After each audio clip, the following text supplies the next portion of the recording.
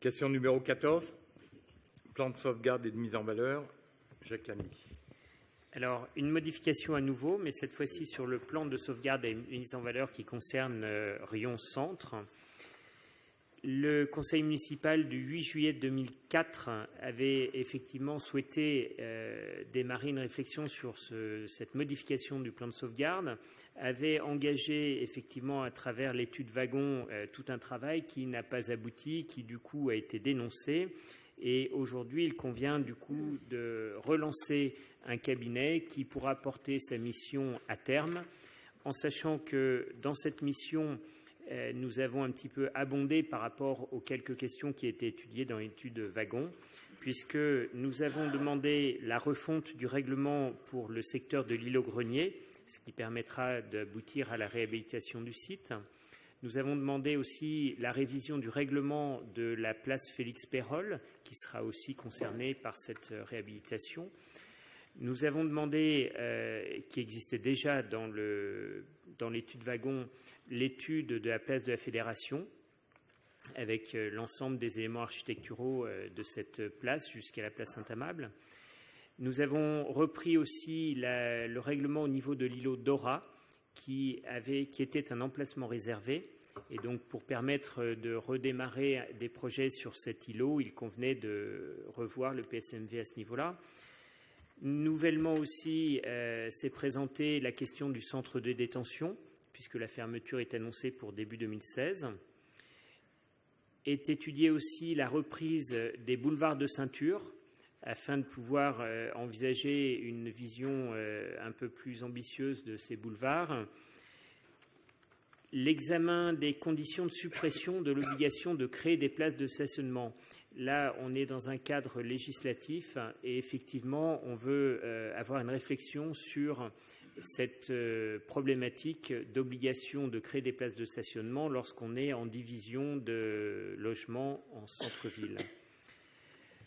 Enfin, un certain nombre d'anomalies relevées sur le terrain, ça et là, qui nous demandent effectivement de faire un toilettage dans différents bâtiments inscrits dans le PSMV. L'évolution réglementaire du PSMV compte tenu des évolutions technologiques, parce qu'effectivement, certains points réglementaires du PSMV créaient des impossibilités de travailler dans les normes actuelles, les normes techniques notamment. Et enfin, cette modification numéro 1 du PSMV permet aussi de substituer le règlement graphique qui existe aujourd'hui par un règlement numérique, graphique papier par un numérique.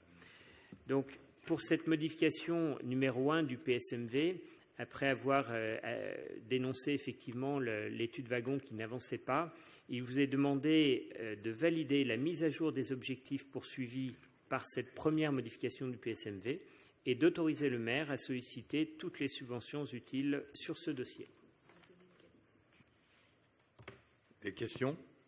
Oui. Je ne trouve plus là. Qu'est-ce qui est entendu par la possibilité de faire des verrières? Parce que autant je me réjouis de la possibilité de mettre maintenant des panneaux solaires pour la production d'eau chaude sanitaire. Qu'est-ce que vous entendez par verrières?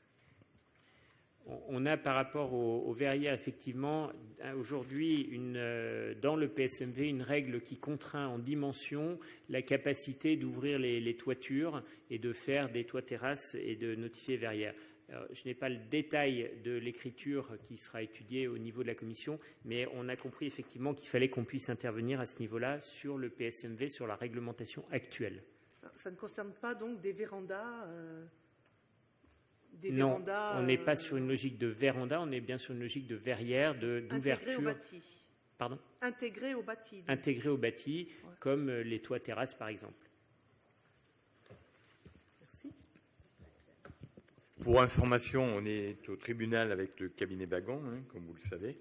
Donc, il y a eu une audience la semaine dernière. C'était la semaine dernière, je ne me rappelle plus, oui, à Lyon, il y a 10 jours, à Lyon. Donc, on attend les résultats puisque le travail qui avait été confié à cet architecte n'a pas été mené à bout. Donc, c'est un dossier qui est au tribunal, qui risque de durer quelques années, malheureusement. Donc, il fallait prendre une décision. Et les décisions, on les a prises puisqu'on lance un nouveau cabinet. Donc, qui est contre? Qui s'abstient? Voté à l'unanimité, merci.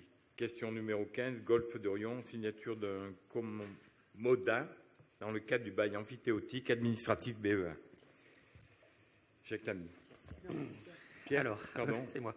Ah C'est ben. moi, c'est moi. Question étudiée par la commission numéro 2, aménagement et embellissement de la ville. Par délibération du 7 mars 2014, le conseil municipal a autorisé l'association du Golfe de Rion à sous-louer une partie de son clubhouse aux co-contractants de son choix, par bail dérogatoire au régime de droit commun des baux commerciaux. Cette décision visait dans le cadre du bail amphithéotique conclu entre la commune et l'association du Golfe à permettre à cette dernière d'assurer une prestation de restauration sur site pour ses adhérents. Aujourd'hui, afin de pallier le caractère précaire du bail signé avec son restaurateur, l'association du Golfe souhaiterait pouvoir conclure un commodat avec ce dernier. Le commodat est un contrat de prêt à titre gratuit, régi par les articles 1875 et suivants du Code civil. Il permettrait à l'association de pérenniser la prestation proposée à ses adhérents dans la limite de la durée du BEA.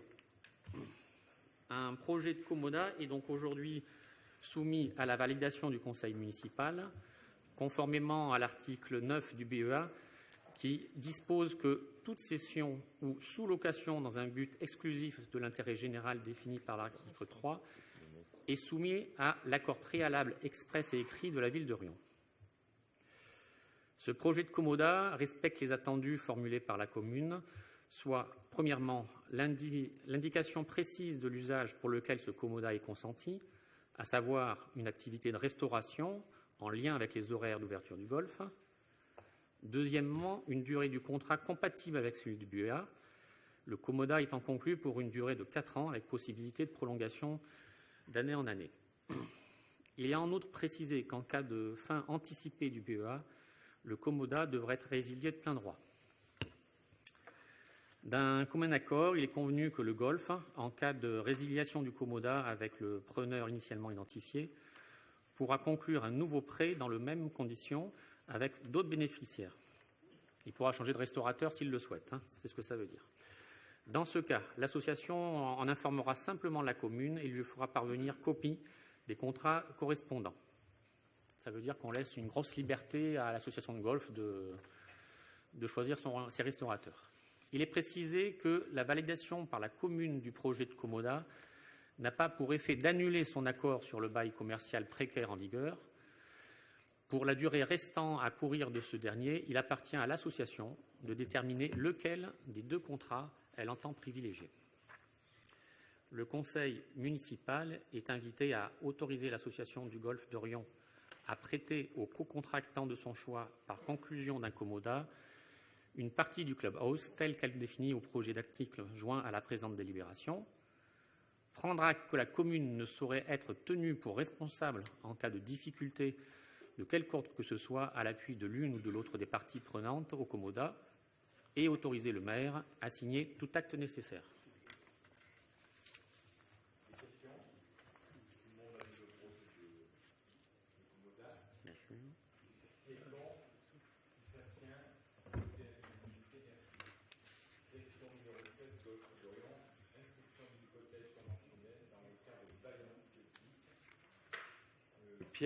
Pierre Serle. Toujours la commission 2.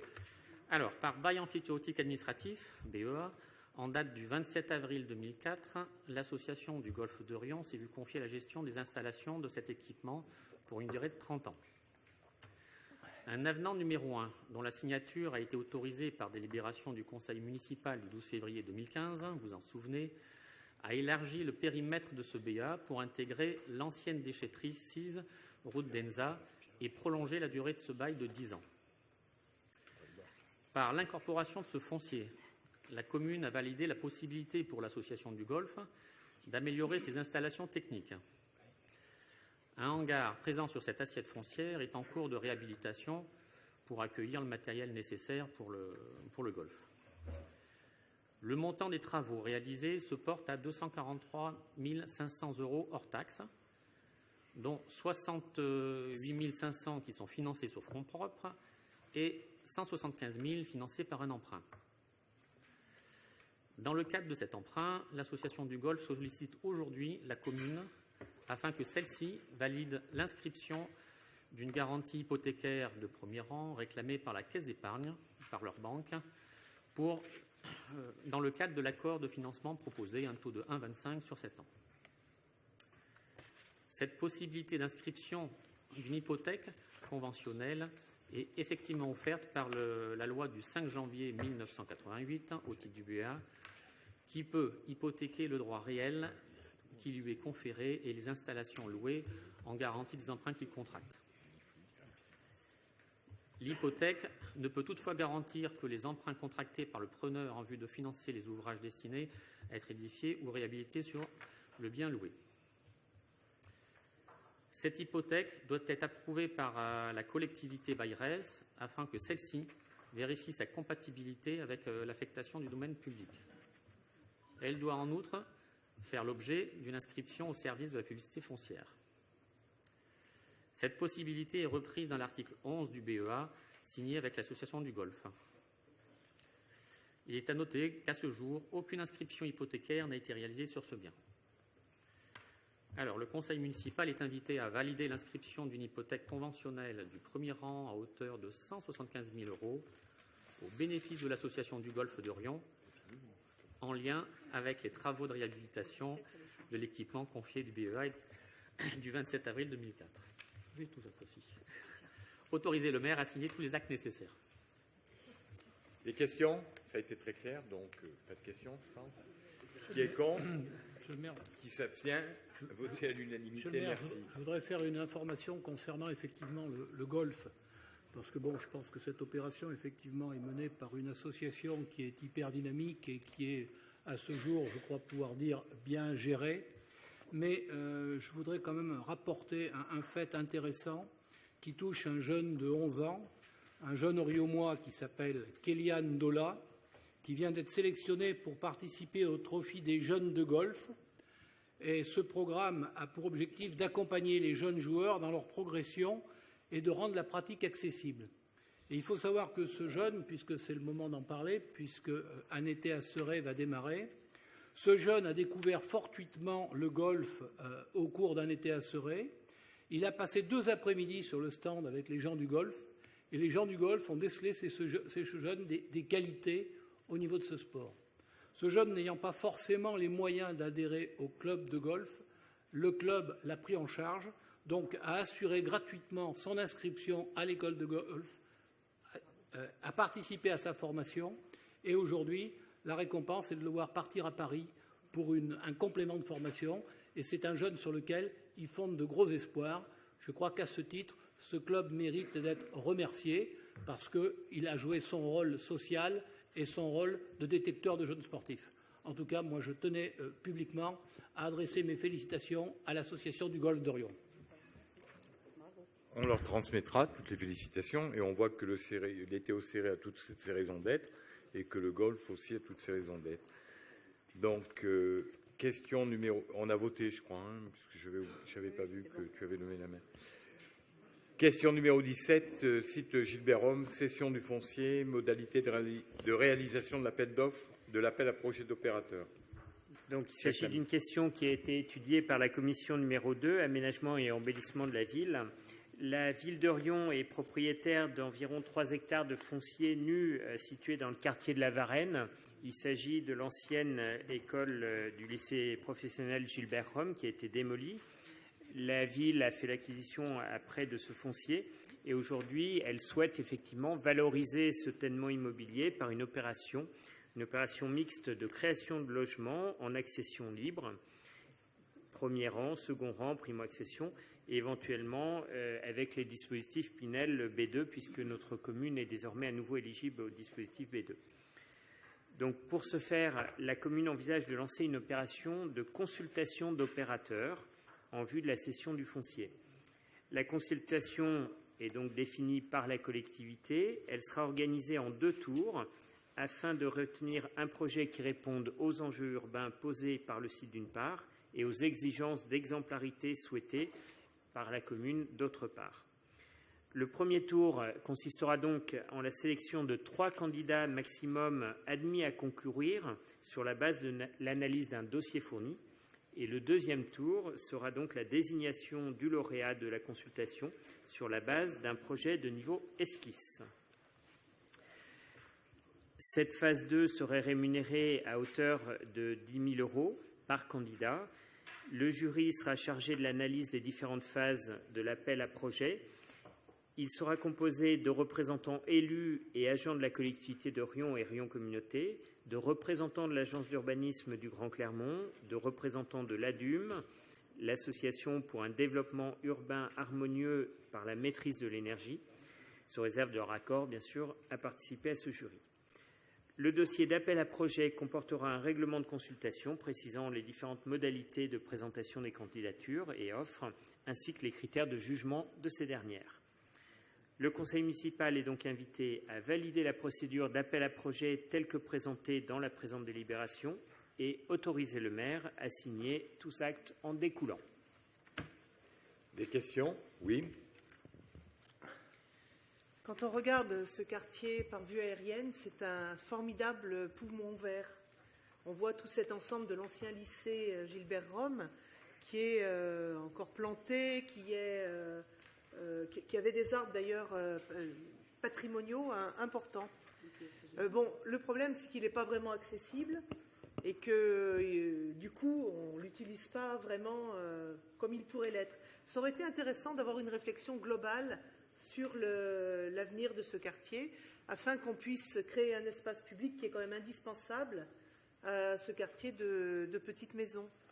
Un espace public de qualité, à la fois au niveau du programme et au niveau des réponses des opérateurs. Et il faudrait qu'on puisse accéder, et non pas protéger par un grillage, tous ces espaces verts. Ça c'est le premier point. Le deuxième point, c'est la question de l'indemnité. J'ai bien vu que vous l'avez relevé à 10 000 €, ce qui est bien, sauf que les professionnels de la profession, comme on dit, estiment que ce serait plutôt le double environ. Donc je conçois bien que notre ville ne souhaite pas dépenser trop d'argent, sauf qu'on a un projet à la hauteur de ce qu'on paye aussi. Donc là, si on propose une indemnité à un niveau un peu bas, on risque aussi d'avoir des réponses à un niveau un peu bas. Je crois que l'enjeu de ce projet ne permet pas d'avoir une réponse au rabais de la part des opérateurs qui répondront. Et le dernier point, c'est que j'aimerais connaître comment vous pensez composer le jury.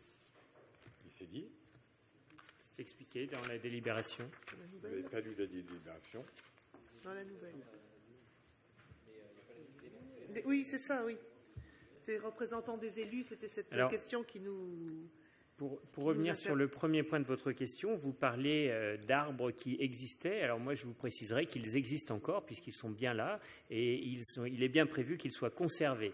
D'autre part, il est prévu effectivement que dans cet environnement, dans ce parcellaire, on conserve bien sûr un espace public, un espace vert.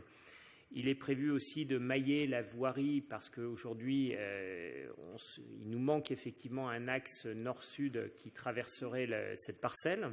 Donc, tout ça fait partie effectivement du projet et on est exactement dans cette même idée de maintenir un maximum d'espace vert et d'avoir un projet qui soit cohérent par rapport à l'architecture du quartier. Pour ce qui est du jury, donc vous l'avez vu, effectivement, le jury sera composé d'élus, d'agents et de différents représentants d'agences d'urbanisme notamment. Et puis enfin, sur la partie de la rémunération, ça ne vous a pas échappé effectivement, nous avons accepté et souhaité revaloriser cette rémunération aux candidats, mais je vous précise que effectivement cette rémunération elle est versée à 3 candidats qui se présenteront et que le candidat retenu sera bien sûr rémunéré à hauteur de ce qu'il fera dans le projet. Donc c'est pour ça qu'on est en droit d'espérer un projet de qualité et que le concours effectivement est un droit d'entrée pour derrière un projet global. Donc il me paraît normal que l'on puisse avoir de belles candidatures par rapport à cela. puisque un projet de 3 hectares dans une ville, un projet de cette importance, il n'y en a pas partout. Donc on a bon espoir effectivement d'avoir des candidatures qui soient de belles factures et non pas au rabais comme vous avez pu le signaler. Qui est contre?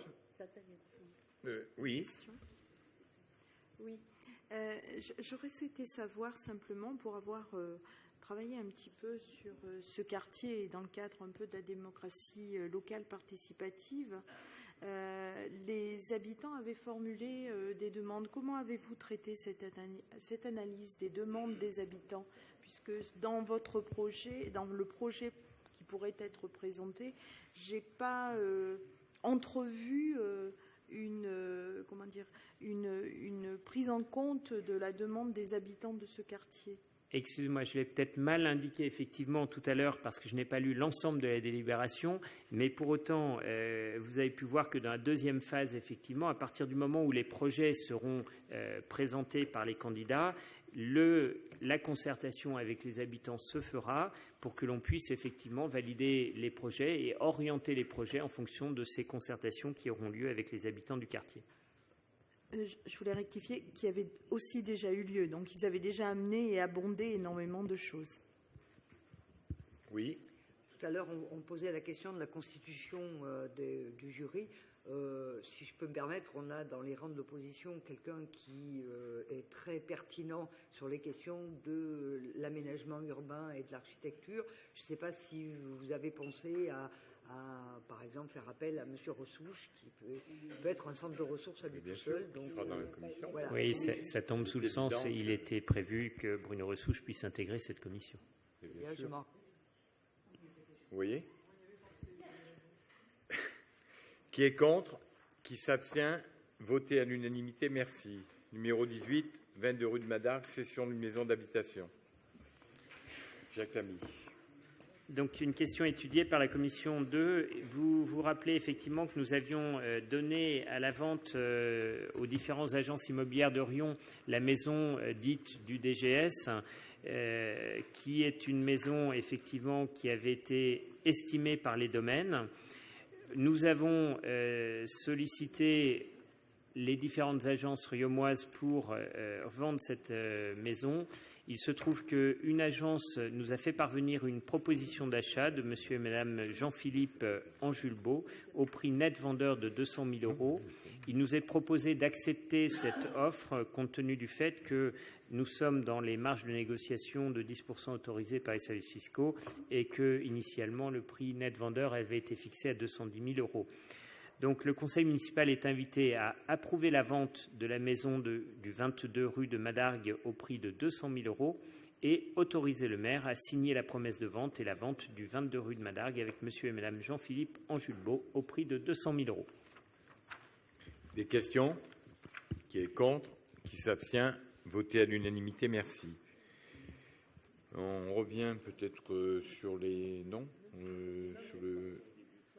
On peut reprendre le début, non? Non, fini. On finit? Oui. C'est ce que vous avez décidé? Voilà. Bon, on se met au pli. Question numéro 19, tarif 2015-2016.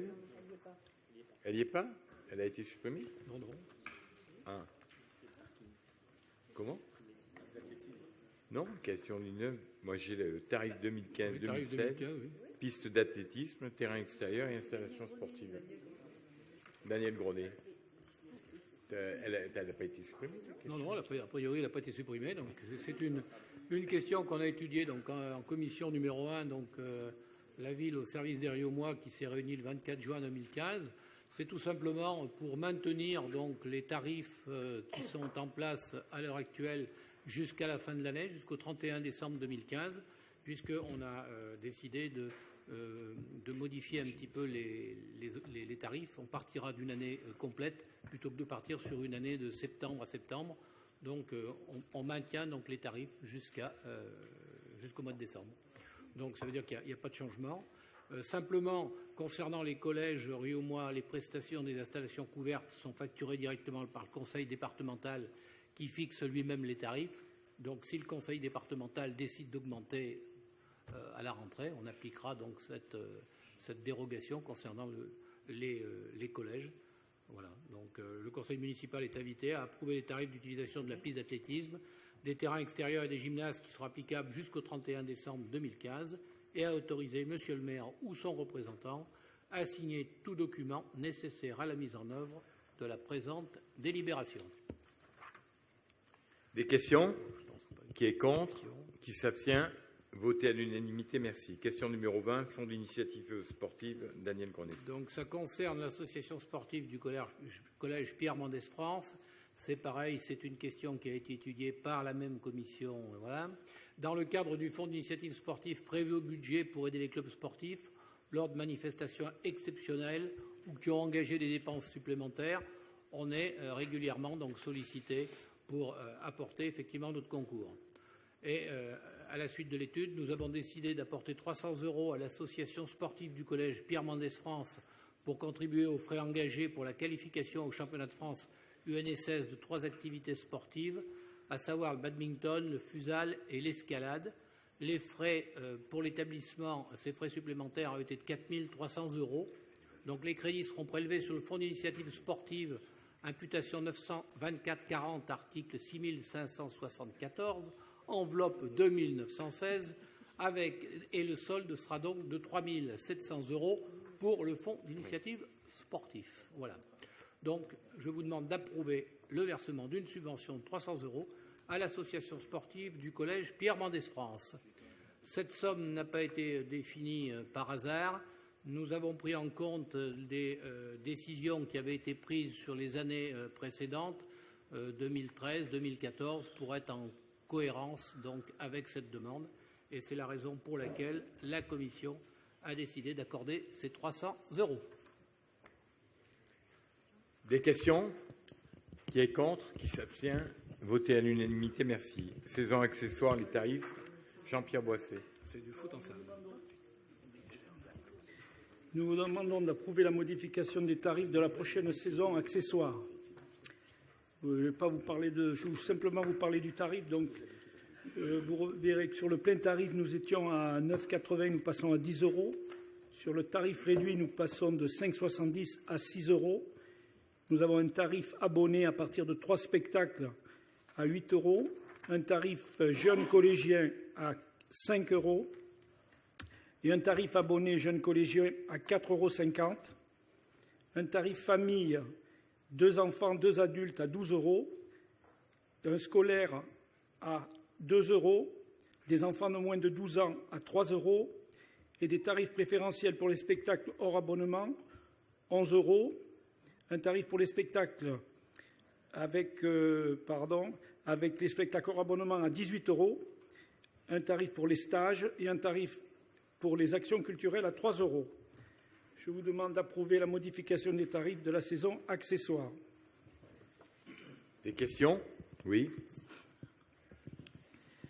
Oui, l'évolution tarifaire reste raisonnable pour le prix des entrées, d'autant plus que ça n'avait pas augmenté au moins depuis 2 ans.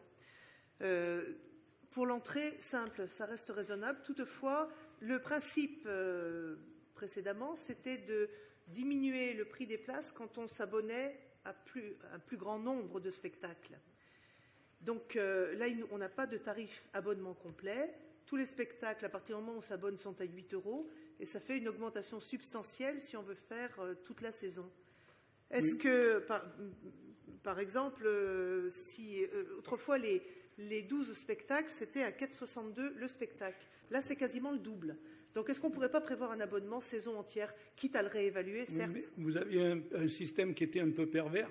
Vous aviez des gens qui prenaient l'abonnement et qui n'allaient pas au spectacle. Parce que justement, le spectacle était tellement peu cher que finalement, les gens choisissaient 3 spectacles et négligeaient les autres. Donc, ça a été une question de simplifier aussi la tarification d'accessoires. Et de donner plus de fréquentation, de possibilités de fréquentation. Oui, oui. Moi, ce que je trouve dommage là-dedans aussi, c'est que les enfants de moins de 12 ans ne payaient pas. Et je trouve que c'est un accès à la culture qui était à la portée, pour le coup, de tout le monde. Les familles, un couple avec un enfant, eh bien, hop. C'est dommage quand même de ne pas favoriser Oui, il y a un tarif cette spécial envie. famille. Oui. Et puis un côté aussi pédagogique. Aujourd'hui, quand vous voyez qu'un spectacle est gratuit, ils ne prennent pas conscience du prix d'un spectacle, du travail que ça fait, du coût que ça donne. Et à ce moment-là, c'est moins cher. Non, mais c'est moins cher qu'une bouteille de coca. Dans l'esprit des jeunes, c'est pas normal qu'un spectacle soit gratuit. Il faut quand même qu'ils commencent à comprendre que le tout gratuit n'est pas extensible comme ça. Moi, je crois que c'est pas trop l'enfant qui est confronté à ça, parce que lui, il ne sait pas si c'est gratuit ou pas. Mais par contre, ça, pour les parents, ça incite quand même à l'amener. Mais le père, il peut choisir entre payer la bouteille de coca et payer le spectacle. Ben si. Oui, Ben et si. puis vous regardez le tarif famille. Quand on voit le tarif famille pour un spectacle et sans payer famille, 2 adultes plus 2 enfants de moins de 12 ans, ça fait 3 euros la place. Hein. C'est quand même pas... Ben, il vaut mieux, il faut qu'on peuple la France et qu'on développe la population sur Lyon.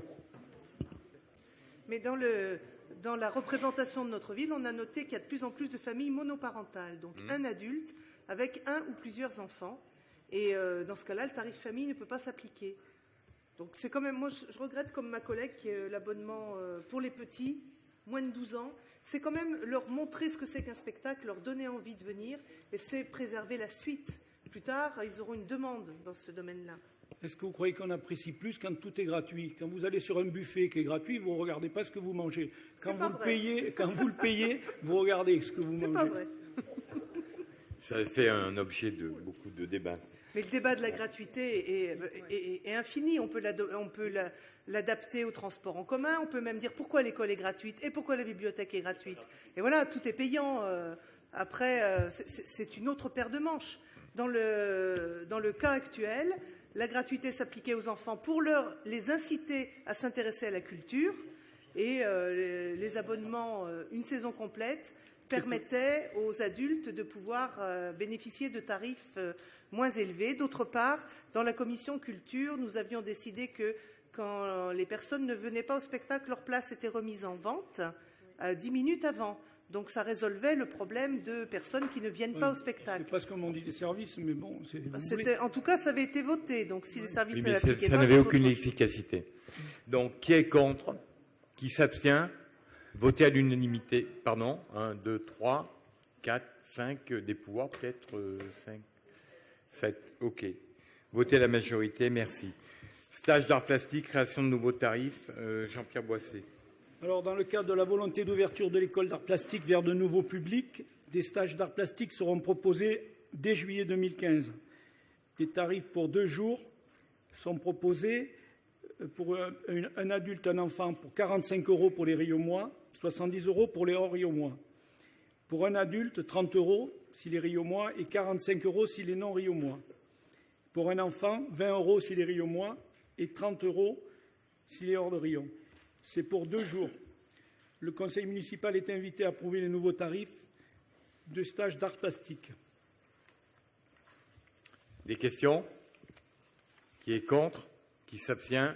Voter à l'unanimité, merci. Question numéro 23, concert Toulouse-Contour. Le Convention. Toulouse-Con. Dans le cadre de la saison culturelle accessoire 2015-2016, la ville accueillera le concert Toulouse-Contour le mercredi 7 octobre. Une convention est établie entre la ville de Riom et la société de production Passerelle, qui réalise ce spectacle.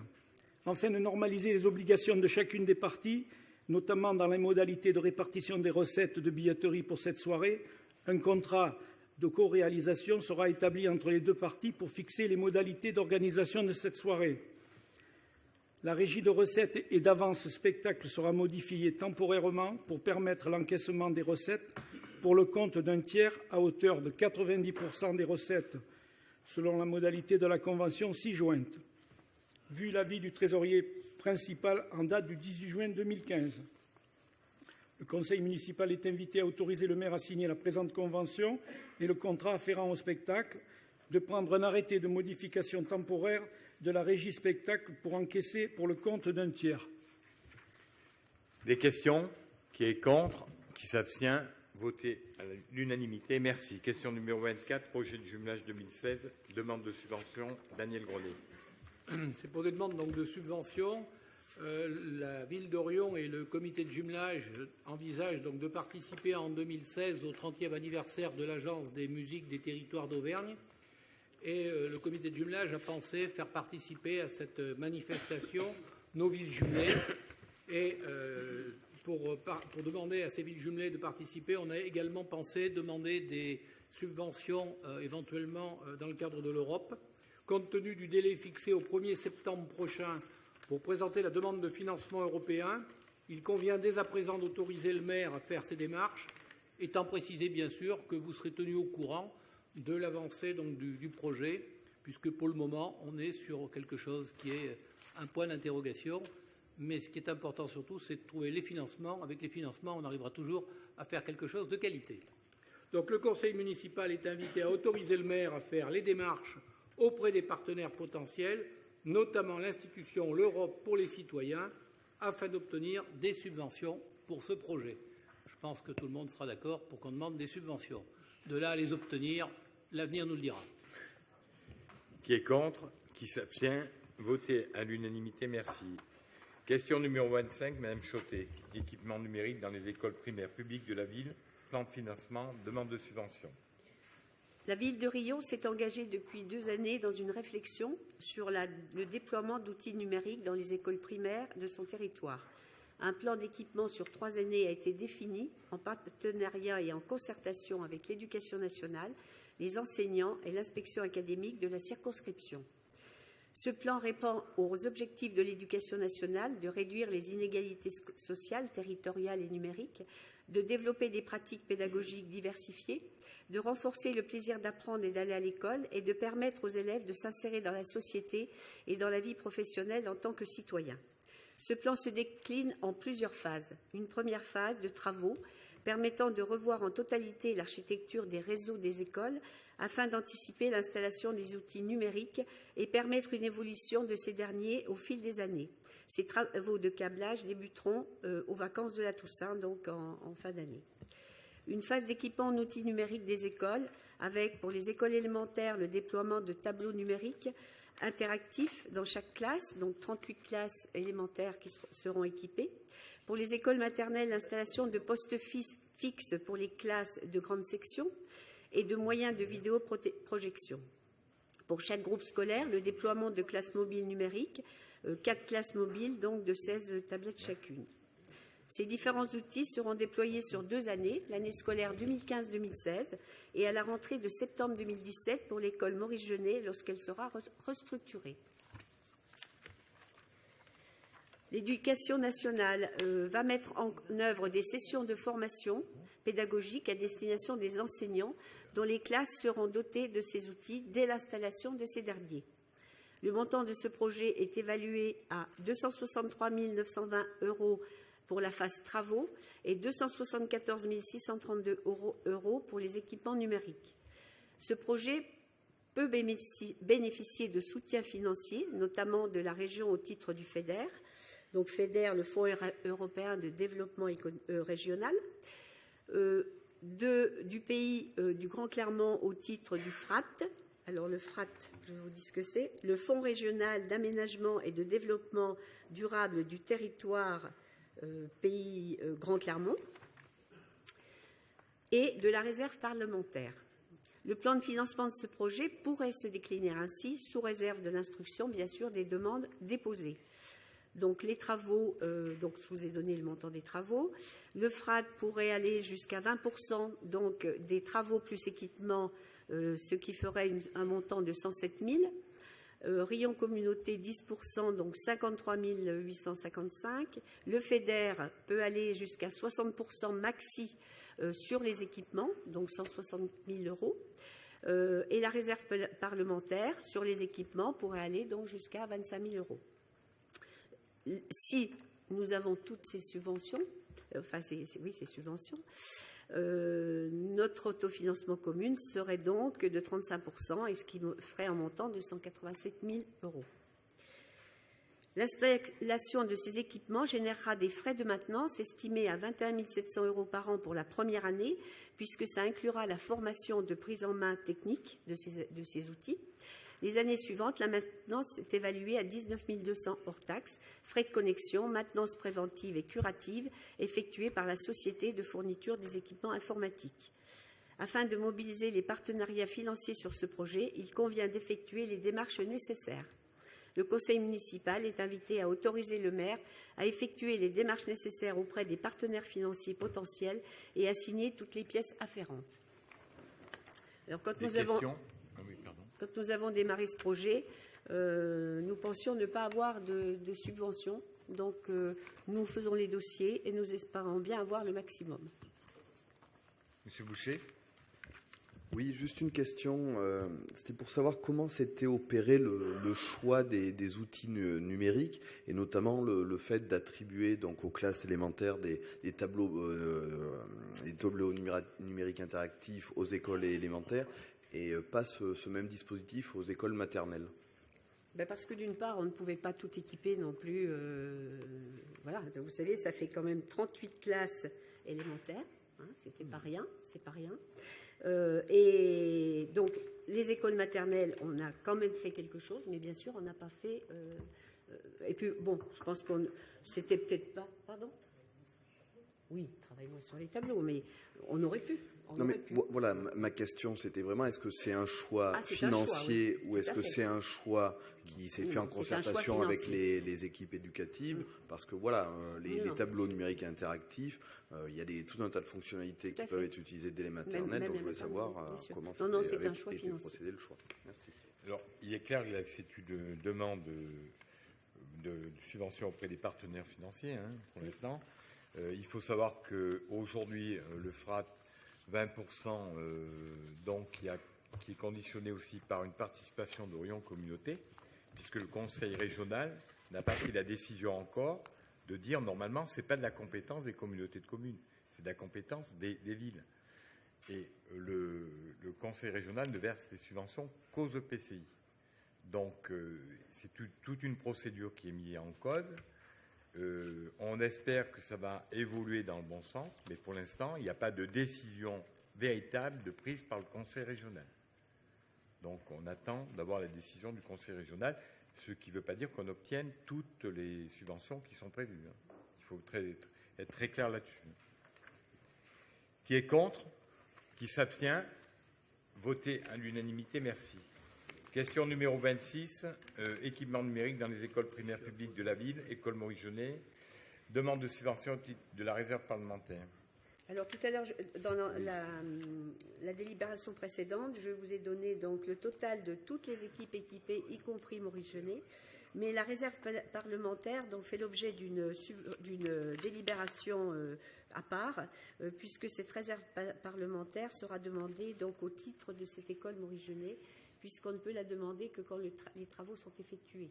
Donc, comme c'est un montant jusqu'à 25 000, parce que ce n'est pas une obligation que nous ayons 25 000, ça serait bien qu'on ait 25 000. Mais, donc, on l'a fait sur la tranche Maurice Genet, qui était à 45 780 €, ce qui fait que si nous avons la réserve parlementaire à 25 000 €, ça nous fera un autofinancement de 20 000 € sur Maurice Genet.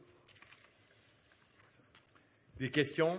Qui est contre? Qui s'abstient? Voté à l'unanimité, merci. Question numéro 27, partenariat avec l'éducation nationale, mise à disposition de personnels municipaux auprès des écoles publiques d'Orion pour l'année scolaire 2015-2016. Donc, comme tous les ans, la même délibération, la commune met en place des actions sur le temps scolaire dans les secteurs de l'animation, du sport et de la culture, par le biais de la mise à disposition de l'éducation nationale d'agents municipaux sur ces temps. Une convention de partenariat est signée depuis 2003, chaque début d'année scolaire. Pour l'année scolaire 2015-2016, ces mises à disposition aux écoles seront les suivantes. 5 éducateurs territoriaux, des activités physiques et sportives, dont un à temps partiel, soit 82 heures par semaine, 2 enseignants de musique, soit 30 heures d'intervention par semaine, hors temps de préparation, 3 enseignants en arts plastiques, un agent d'animation, soit un total de 125 heures 20 minutes par semaine, et nous sommes dans le même global d'heures que l'année précédente. Donc le conseil municipal est invité à autoriser le maire à signer les conventions de mise à disposition de personnel municipal auprès des écoles publiques de Riom pour l'année scolaire 2015-2016. Des questions? Qui est contre? Qui s'abstient? Voté à l'unanimité.